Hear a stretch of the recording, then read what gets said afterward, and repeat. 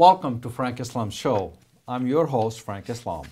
Our guest today is well-known Indian journalist Yashwant Raj, who is the Washington correspondent of the Hindustan Times newspaper. There's no better person to discuss the development in India in the aftermath of the election there and the impact on U.S.-India relations. So welcome to the show. Thank you, Yashwant. Frank. Thanks for having me on the show. And thank you very much for all you do for our country, for our community, and for this nation, and also for India. So let us just start with the recent Indian election and the soaring in of the Prime Minister Modi. Were you surprised by the kind of the majority the BJP ended up getting? I don't know how many seats they got. 282. 282 out of how many? 540 something. Okay, so they had the clear majority. Of course. So what is your first impression of Modi as a Prime Minister, considering there are great expectations, high hopes, and great ambitions Oh, from Mr. Modi?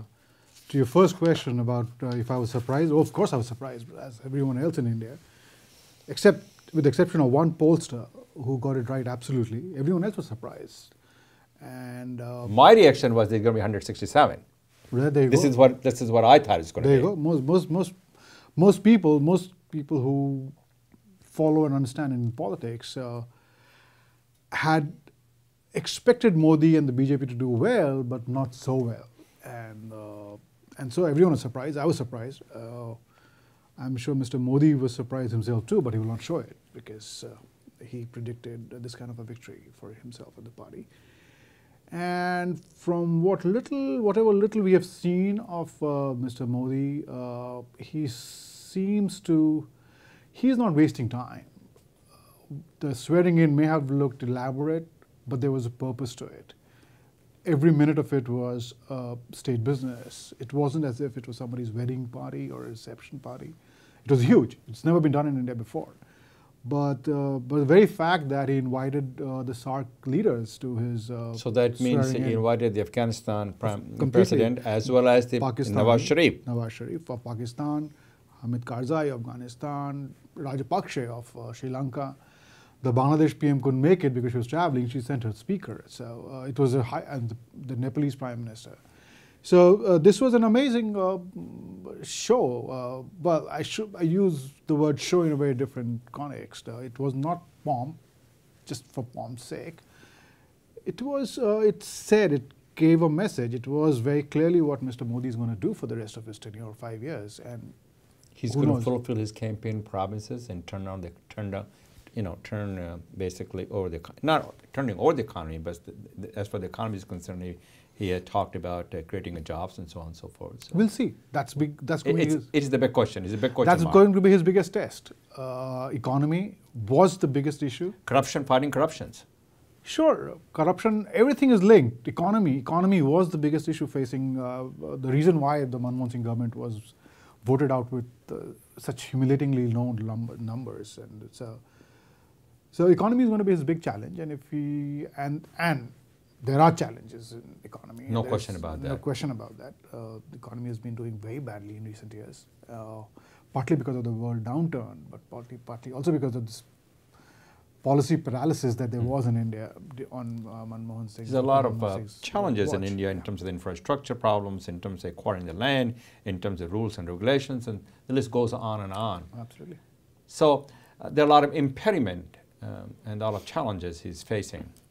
But you see a brighter horizon, you see great ambitions and great hope and higher expectations from him, as a lot of people are talking about it. And 76% of the Indian people voted in the election, which is wonderful. We in the United States only vote about 35 to 42%. Sure. So let's talk about the impact that it will have U.S.-India relations and how his victory going to affect the U.S.-India relationship. Oh, that's going to be a rolling story. We don't know. The American leadership doesn't know the Indian leadership. That is a true statement. Present leadership, they've never interacted before. Yeah. Now the American leadership, and I include the think tanks, people like Stuart Talbot, they had dealt with the previous government. You're talking about the Brookings Institute. Brookings Institute. Yeah. So they had extensive dealings with the previous NDA government, Mr. Vajpayee, Mr. Yashwant Singh, Mr. Advani, all of whom are either gone or marginalized Jaswant Singh is not even in the party anymore, and he lost elections. Advani won elections. He's there, but he has not been assigned an important role yet, which he will get eventually, something important, but nothing yet. Who became the Home Minister, Dr. Rajnath Singh? Rajnath Singh. Okay. Rajnath Singh. And Mr. Vajpayee is not keeping well, so he doesn't. Well, he's also a little bit older now. Yes, he's an elder statesman. Oh, completely. He's kept himself out of politics. Politics, completely. yeah. As you said rightly, he is more of an elder statesman than anything else. So, the present American leadership doesn't know anything about this leadership, and they say so, and they're nervous about how they will deal with this leadership, these people, and which is not to say that they will not get working together. I mean, they're all politicians, they're all professionals. They will eventually find a common ground. Oh, they will. Based on mutual interest. Oh, completely. But you have seen moves from the American side. The White House has congratulated the President Obama called. And President Obama called Prime Minister Modi and invited him over, ending the 10-year-long boycott, the visa ban, etc. So there have been moves from the U.S. Now, I guess the next move will be from New Delhi to show how they want the relationship to go forward. Well, I see the brighter horizon in terms of the promoting the trade, which I think has increased significantly since for the last so many years. It's over 100 trade, billion. yeah, it's over 100 billion now, which is fairly good, which is not that high compared to the other European countries that we trade several $100 billion. So, and there's a lot of common ground that we can work together, and terrorism is another factor, and global economy and global leadership. India has a very major role to play. So my question to you is, do you think that this man is known for not forgetting and forgiving? So he was denied a visa in the U.S. Do you think he will pretend that everything is all right with the U.S.?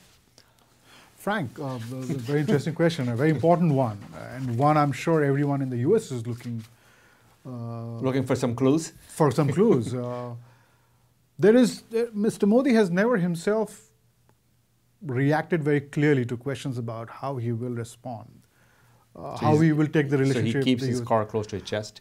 But there have been instances, for instance, in an interview to a leading news channel in India, he was asked a question about, about snooping, NSA snooping on Indian mission in DC. They're all part of the fallout of the Edward Snowden leaks. And the entire interview was, he had answered till then all the questions in Hindi.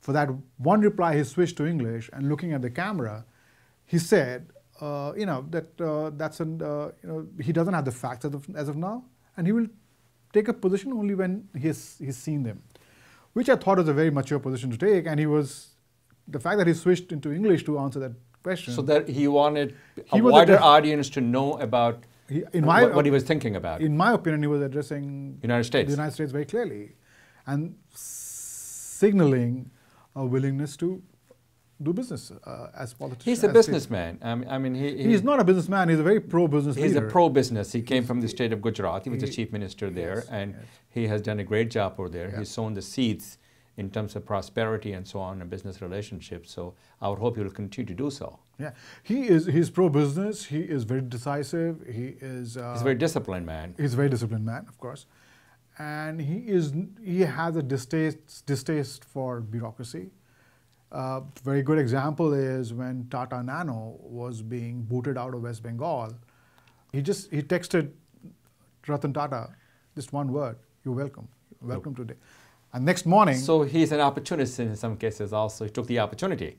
Not for himself. Which is what a business person do. Not for himself, but for his state. For the state of Gujarat. For his state, but sure, he reacted like a businessman. Yeah. And he saw it as an opportunity. Yeah, he saw an opportunity for his state, and he grabbed it.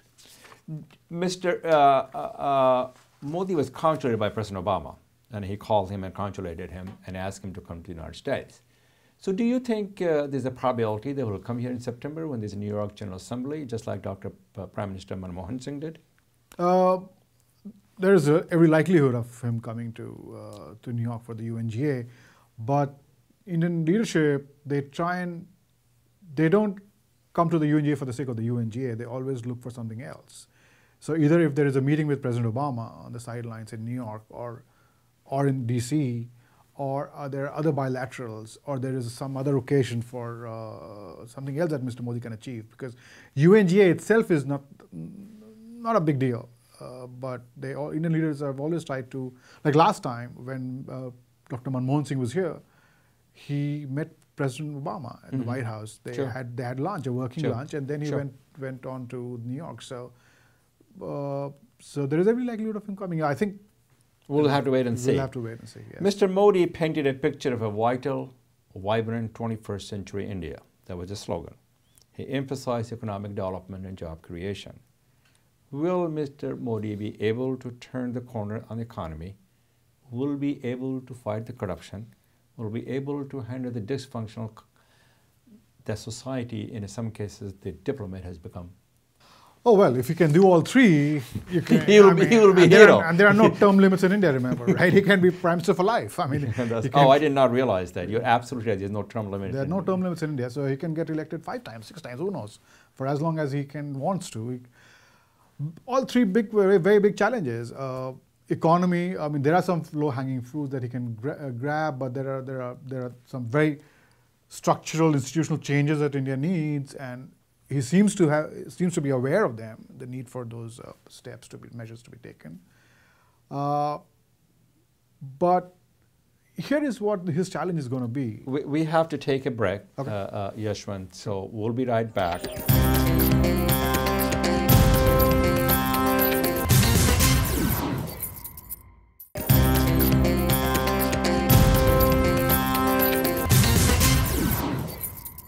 Welcome back. We were talking to Yashwant Raj from Hindustan Times about Modi's high hope and high expectations and what he's going to do in terms of economy and job creations. So I was saying, his biggest challenge will be, to replicate the Gujarat model, which is much acclaimed, which is what is, to do the same at a national level.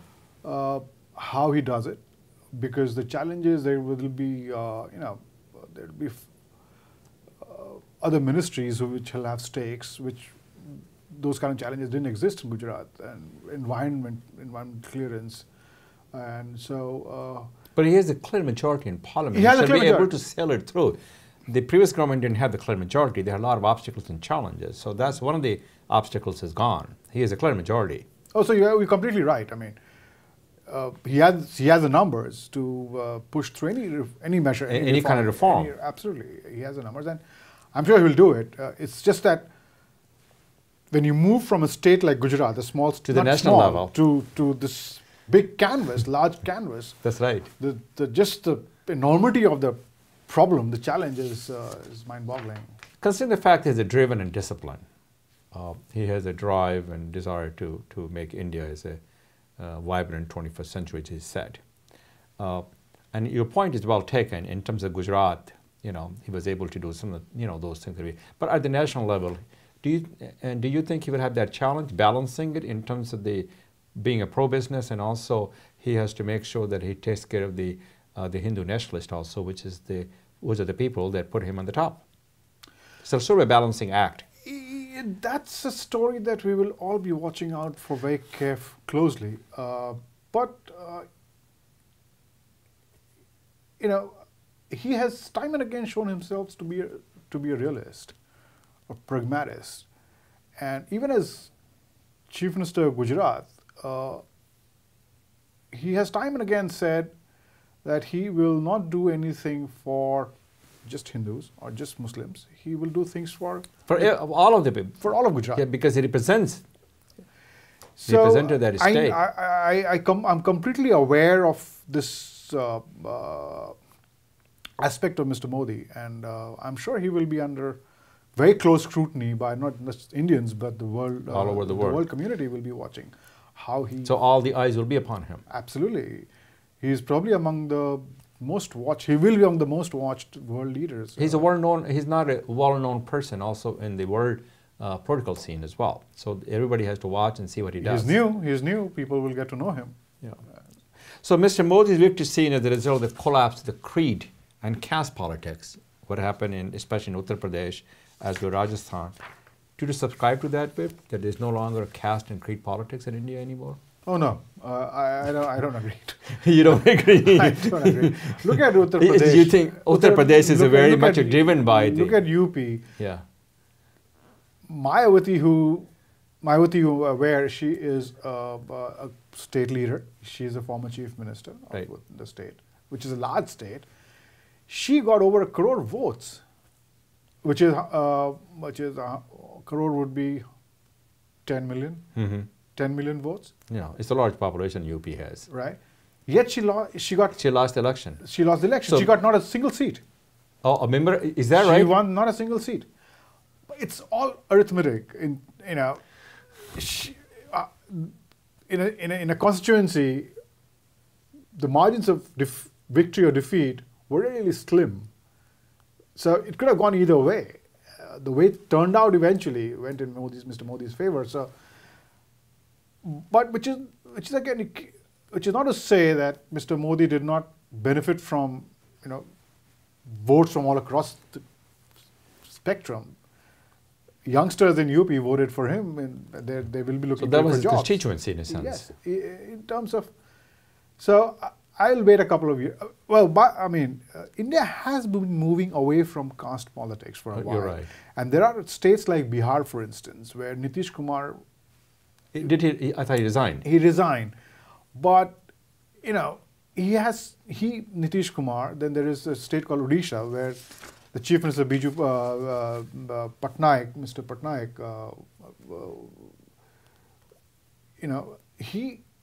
they have shown that Indian voters now value governance performance more and more than just caste. So it will take a while for Indian voters to move away completely, but I don't see this past election as that complete break. So what's going to happen to the Congress party? They did not get more than 76 seats. The grand-old party, the dynastic rules pretty much is collapsed, pretty much, and they planted the seeds for their own undoing.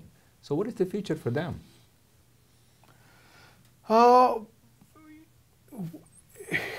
It's been pronounced for dead many times before. and the reason from they have bounced back. I mean, they bounced back from emergency. They bounced back. But they needed some good leadership, charismatic leadership. That too, but the party is married to this family in a way, and they lost the lust of this dynastic rule. That's to be seen. That's to be seen. I mean, for Congress leaders to come out from under the shadow of the family requires a lot of courage. The last time they tried, it didn't work. And they failed. It didn't quite work for them. Exactly. So you're talking about during Mrs. Gandhi's tenure? No. After Mrs. Gandhi's tenure? After Narasimha Rao. Yeah, that's true. That's the time when the party moved the most, the furthest from the family, and they went back to the family immediately after because it didn't quite work out for them. So again, it's a story will be watched how they come back, but do not write them off for sure. Okay, so that's what you wanted the audience to know. I have two questions. How's the Indian American community taking Mr. Modi's victory, and how's the U.S. media has covered the Indian elections? Oh, the Indian American community, especially those from Gujarat and in fact all over, and I saw this massive enthusiasm for Mr. Modi, and but not for the BJP. I mean, a lot of these people went to India to work for Mr. Modi during the elections. And in conversations, I asked if they were BJP voters too. And they said, no, they're not. They're not BJP voters. They're there only for Mr. Modi. If Mr. Modi wasn't around, they wouldn't be there. They wouldn't be there. Oh, okay. Their votes are not transferable to BJP. They're not the same as BJP. So, but there is a section of the Indian American population which will not be very happy, which has been trying to. You're talking about the population which is more progressive and. Well, not exactly. A section which has opinions about his performance in Gujarat during the Hindu-Muslim riots. 2002 riots. So they're not very sure if Mr. Modi is above blame completely but Right. he is above blame in He terms was of he was the legally there chief is- minister. He was the leader. and but he's not been found Guilty. guilty or no wrongdoing. He's been not found guilty of any wrongdoing by many courts so far. So well, that's just again. But to your second question was about media, American media. Yeah. Have they covered American the media Indian elections? woke up to it a little late. They were far too focused on Ukrainian election Right, and right. some of the other elections. But they did. But once they did, I mean, I was amazed by the kind of coverage the Indian elections got in. All mainline newspapers, the New York Times, Wall Street Journal, Washington Post, and they all had page one coverage. And, Yeah, and Washington Post has a bit. As a foreign correspondent, what's your biggest challenge covering the United States? Do you find this place is very open? oh, it is in completely. terms of It is getting very what you- open. It is very open. It's very. But my biggest challenge is in India, I will never have to explain to anybody what Hindustan Times is, or here I have to spell it out. You have to spell it. HINDUST, etc., etc. But That's obviously sort of ignorant. not part. ignorant. I mean, it's just that the paper is not. They're not like Times of India is. No, Times of India too. They have the same. The they same have problem? The same problem. I worked in Times of India for 11 years. It's the same thing. So it's the same thing. Most Indian newspapers or media houses will have the same problem. But in terms of exposed to the U.S. Medias and being open, being inclusive, you find this place a sort of joy for you to work here as a correspondent. as foreign It is completely. As I understand, you describe yourself a news addict. Oh, okay. You are big on Twitter, where you have a nice following. How these social media tools made your job as a journalist easier or more difficult? Oh, definitely easier. Without a doubt. The first thing I do every morning when I get up is I look at my Twitter accounts to know what's happening around the world. I don't watch television. I do not go. So you get mostly from internet, most of your news. Only Twitter. I get all my information from Twitter. Most of it from Twitter. Okay. Well, Other than human sources. which is probably that much true in India also, and the social media is playing a very significant role. And they played a very significant role in Modi's elections. Absolutely. So Mr. Modi, by the way, he's himself a. does he tweet? Oh, a lot. He tweets a lot, and he is very active on social media. So we are at the new era. You'll be surprised to know, or probably you know, that even as soon as he finished taking his oath of office, He tweeted. no, he didn't tweet, but a note from him was up on his website, PMO website, Wow. immediately. Wow. I mean, it was just timed so well. So, Well, thank you very much for your time. Thank you so much for I appreciate having it me on very the much show. for coming here.